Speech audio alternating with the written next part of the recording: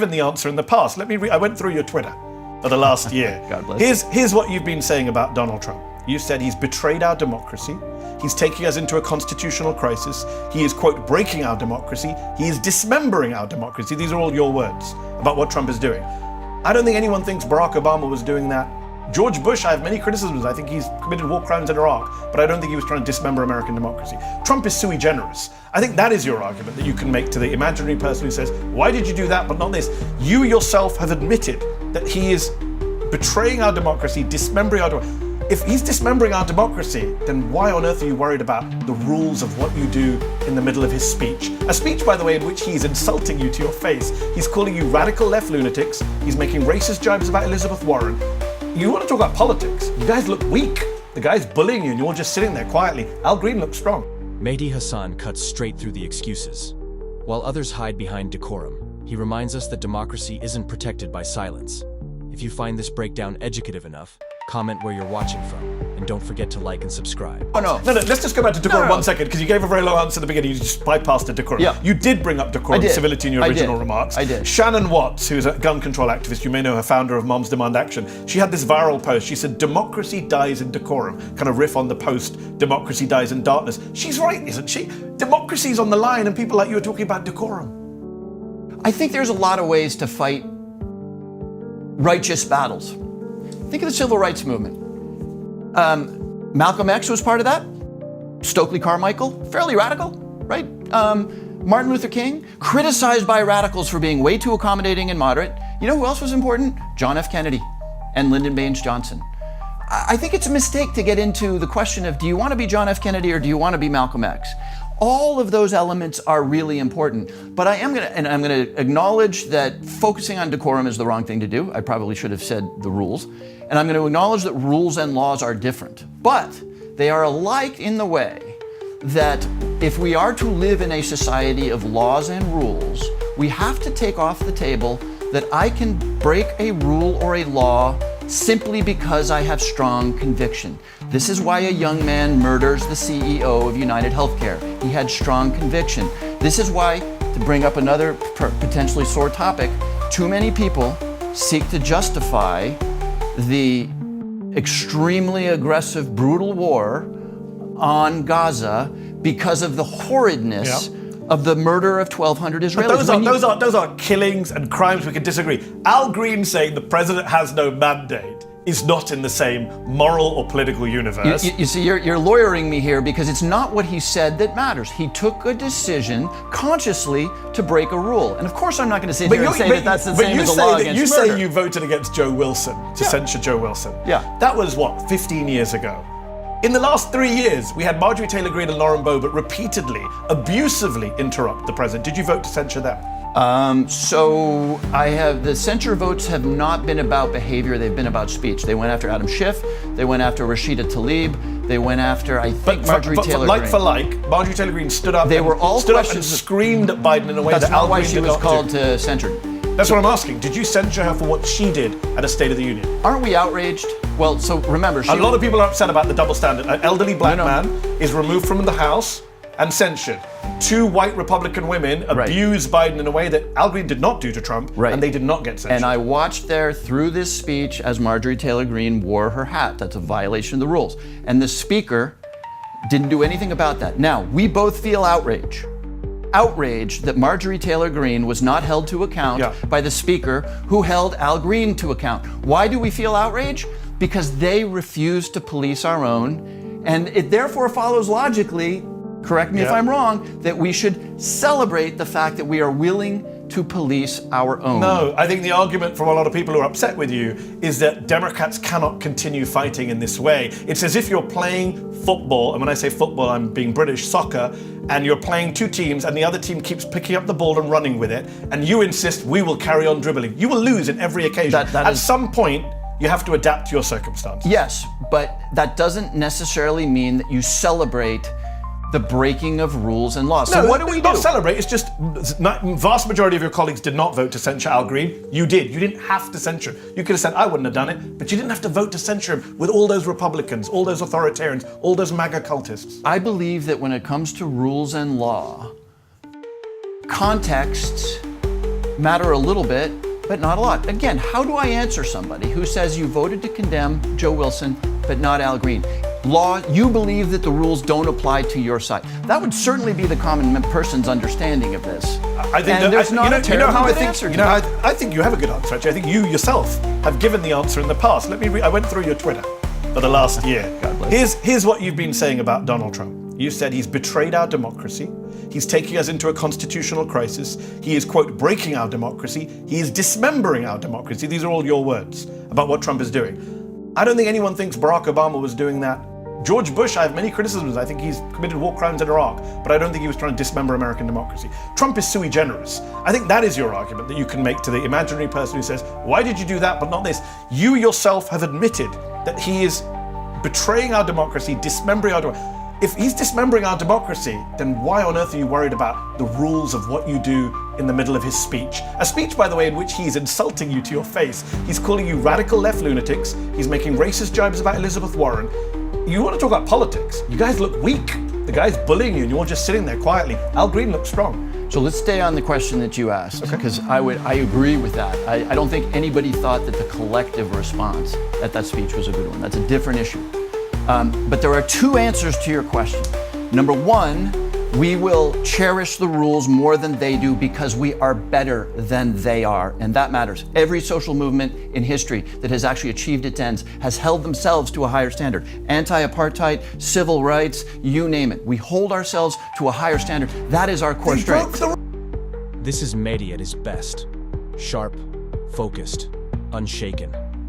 He exposes how obsession with civility becomes a shield for hypocrisy when the far right breaks every rule in sight. Rules. Of course they broke the rules. Of course they broke the rules. We had this conversation and you accept the circumstances. Let me ask you this. You asked me a series of questions. You read my tweets. Okay. I am not at all confused about how dire the threat of Donald Trump is. I appreciate that, which is why I don't get the disconnect. Mehdi, our healthcare system in this country is probably responsible for tens of thousands of deaths. Deaths. You could even characterize our health insurance system as murderous because of that. Yes. People are denied care. Why should I object to the young man who decided that he would break the law against murder to kill a healthcare executive? Answer that question Very for simple. me. A, it's against the law. Yes. B, murder is always morally wrong. I don't think standing up to heckle a president who is trying to dismantle democracy, calls himself a king, engages in white supremacist rhetoric, is targeting the media, is targeting political opponents, and mocking you all in the process. I don't think there's anything wrong with that. That's not it's nowhere near the same thing as murdering a healthcare executive. Well, but they're on a spectrum here. You're making the argument that some rules are stronger and more compelling I'm saying than others. Do not murder is not the same thing as do not stand up and object to a man that you and I both think is a threat to democracy. We agree on that, right? We agree that Donald Trump is a threat to democracy. But do you agree that all rules that are not obviously unjust, and the rule of house decorum or whatever it is not obviously unjust, that all rules that are agreed upon by both sides or whatever... I'm not even objecting to the censure. Like you said, the rule was broken, censure. What I'm objecting to, and what a lot of activists are doing, is that you didn't need to vote for it. The 10 of you did that for some positioning or to send a message that we are, we believe in decorum, and that's what's bothered a lot of people. Not that we believe in decorum, but that we believe in the rules and that we seek to establish a dramatic difference between the Republicans who will move in lockstep, not hold their own people, but that we think and that we take the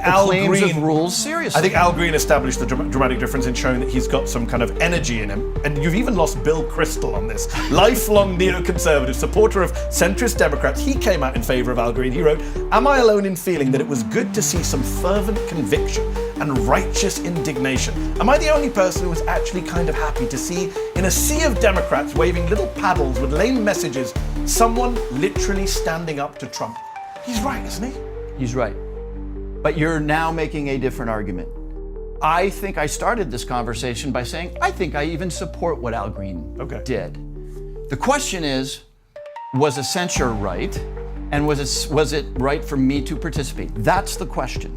So Bill Kristol didn't go on to say, and by the way, Al Green did not go on to say, please don't censure me. In fact, he welcomed it. From Republicans, not from his own colleagues. Because he understands that I feel like you're trying to have your cake and eat it, Congressman. I'm not. So then why didn't you stand? Let's take your argument to its logical conclusion. Yeah. Why didn't you stand up, object to Trump in the same way, and then vote to censure yourself? Well, I mean, that's where your argument's taking you. That's a sophomoric argument. I mean, I have thought a lot about how I could have done more. And by the way, here's what's, I think, driving the activist community. It's not detailed arguments about the nature of civil disobedience. There's an immense amount of fear out there that I share. And by the way, I don't just share it.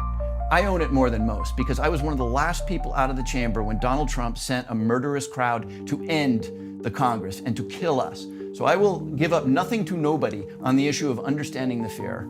And I will fight that, tooth and nail, as I always have. I did this for 4 years of Trump. I participated in the investigation of his, that led to his, so I get it. But I am going to continue to pound the table on the point of, both as a matter of ethics and maybe even more importantly, dare I say, politics. Because there's, in the activist community, there is a little bit of an instinct of everybody should do everything all the time, everywhere. And when you're sitting in Westport, Connecticut, in your living room, you may feel that way.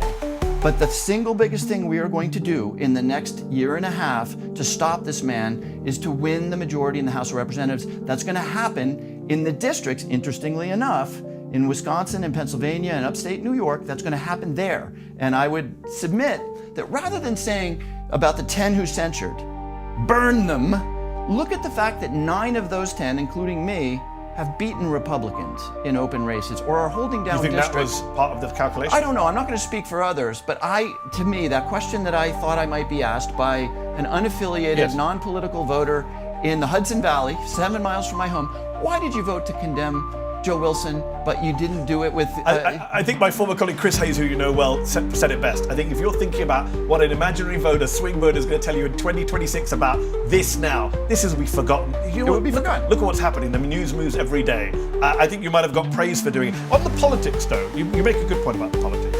But here's the problem for your party. Do you believe the Democrats have a clear and winning strategy for stopping Trump? Because a poll last week found that a plurality of voters, 40%, said the Democratic Party does not have any strategy whatsoever for responding to Trump. Only 10% think your party has a good, solid plan. Start from where we started. The American people in November took away almost all of our legislative tools. Now that makes me very angry, and it makes a lot of people very angry. But let me say it again. The American people took away all of our legislative tools. So we have a limit to what we can do. We do not have a House majority, we better win it. So do we have a plan? Yes. It is to oppose in every moment, as you will see in the vote today, with unanimity, to oppose the legislative initiatives of this president, of these god-awful attempts to slash Medicaid. It means to support the courts, which are actually the one branch of government that is standing up to Donald Trump right now in every way that we can. I think I've signed 3 or 4 amicus briefs to the court, and it means to work on public sentiment. Now, the public sentiment piece is where it gets really interesting, because again, there's a sentiment out there in the activist community that do everything all the time, everywhere. No, for God's sakes, focus on the economic devastation that this president is wreaking. I represent Fairfield County, okay? I am very careful about believing that I know what an unaffiliated voter in the Hudson Valley makes, but I spend all of my time talking to Mary Glueson-Camperas, Pat Ryan, and other people who do represent these communities, and they will tell you, stay focused on the kitchen table issues. Don't do things that reinforce the notion that we are the party of chaos, you know? And anyway, I'm not going to try to the party of channel resistance, them. because I think there's been a bit of a rewriting of history. In 2018, you flipped the House, not just with kitchen table issues, you flipped it with a very anti-Trump campaign, right, which then led to impeachment, etc., etc. I don't think it was just kitchen table issues when I hear that. So it's not either or. It's a question of But even on the kitchen table issues, how radical are you willing to be? I mean, Chris Murphy, for example, you mentioned you won your seat from a Republican. You're considered by many a kind of centrist, a moderate in the party. Chris Murphy, who was on this show not long ago, he has been saying, as you know, that Democrats need to get much more economically populist right now. They need to disown neoliberalism, some of the Clinton era. He sounds more and more like Bernie. His point is simple but powerful. You can't defend democracy by playing nice with those tearing it down. Principles matter, but courage matters more.